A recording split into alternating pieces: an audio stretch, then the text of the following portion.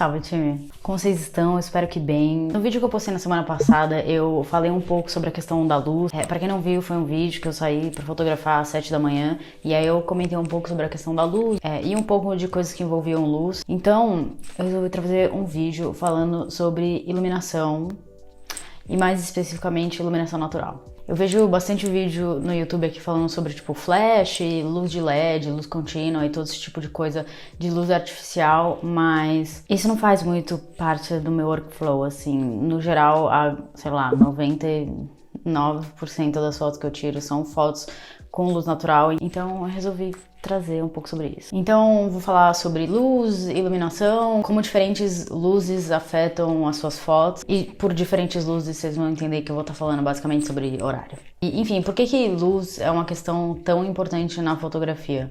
Se você não sabe, a palavra fotografia vem de desenhar com a luz, porque foto é luz. Então, basicamente, a luz é a existência da fotografia. A fotografia não é nada sem a luz. Literalmente, se você tá num lugar escuro, você não vai conseguir uma foto. Então, realmente, a iluminação é um fator que é muito importante. Como eu falei, as luzes diferentes estão atreladas aos diferentes horários do dia. E você sabendo dessa questão da informação das diferentes horas do dia e diferentes luzes do dia, isso já vai te ajudar a encontrar a luz e encontrar bons resultados de fotos com base na iluminação. E sabendo dos diferentes tipos de luz também vai te ajudar a lidar com elas dependendo dos diferentes cenários que você se encontrar com a luz. Essa frase soa estranha, mas enfim. E, enfim, também aquela questão que entender que as diferentes luzes geram resultados diferentes nas suas fotos e você saber como usar isso ao seu favor. Então eu vou falar de alguns tipos de luzes principais, então são 4.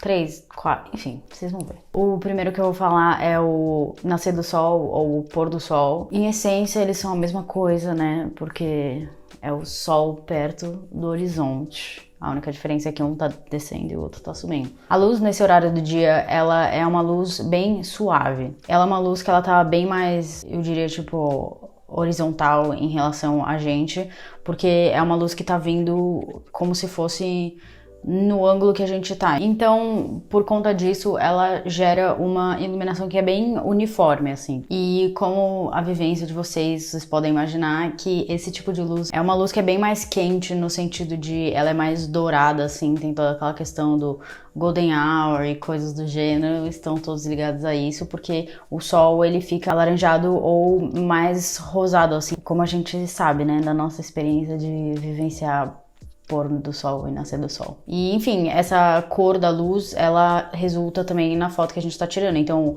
o lugar vai ter cores bem mais alaranjadas ou a pessoa que você tá tirando também vai acabar tendo essa iluminação nela. E, no geral, essa é uma luz que ela é muito fácil de usar por conta das sombras que ela cria. E, como eu já falei, as sombras não são muito duras e também são sombras bem bonitas, assim, em termos de aonde a luz bate e aonde as sombras criam. E, no geral, assim, na fotografia, a sombra é o que deixa a foto interessante e é ela que cria, tipo, o dinamismo da foto, diferente de uma foto que não tem nenhuma sombra e nenhum contraste, nem nada. Vai ser uma foto que vai ser muito mais sem graça do que se fosse sombras bonitas. E, inclusive, eu falei sobre sombras no último vídeo que eu postei, então quem viu, viu. Então, esse cenário pode ser considerado um cenário, porque elas são parecidas, mas ao mesmo tempo são dois cenários, porque um é o nascer do sol e o outro é o pôr do sol. Dicas de como usar a luz do nascer do sol ou do pôr do sol. Se você tá tirando um retrato, você pode tirar fotos diretamente iluminadas, então a pessoa está sendo iluminada pelo sol, e isso vai gerar uma cor bem quente, assim, vai ser bonito, porque, como eu falei, a luz, ela é uma iluminação bem uniforme, então não vai gerar tantas sombras muito esquisitas no rosto da pessoa. Ou você pode fazer um contraluz, que nessa situação geralmente dá bem certo, eu já fiz isso várias vezes, e isso também, o contraluz não vai gerar nenhuma sombra na cara da pessoa, e aí você acaba tendo um resultado de um rosto bem uniformemente iluminado. E aí a gente vai pra luz do meio-dia, que é assim, o terror de todo fotógrafo. E ela é assim por um motivo. Basicamente, é uma luz que vem completamente de cima, então ela acaba criando umas sombras muito esquisitas, cria contrastes muito fortes porque ela tem sombras muito duras e principalmente a posição que essas sombras são criadas, principalmente em retratos, não são as sombras mais bonitas do mundo, porque elas dão aquele quê de tipo olho de guaxinim, assim, que fica uma máscara preta. E no geral, ela acaba criando cores mais saturadas.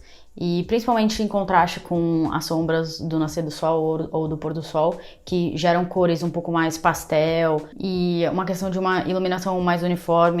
Principalmente se você tá tirando um retrato, ela vai acabar não iluminando direito a coisa que você tá tirando foto. Então ela vai acabar iluminando o topo das coisas e não o lado das coisas e criando umas sombras muito grandes para baixo, assim. Então, sobre a questão de fotos do meio-dia, uma dica que você poderia se você tem aqueles difusores gigantes e você está tirando foto de alguém, você pode colocar eles em cima da pessoa e usar isso como um softbox. Pode te ajudar.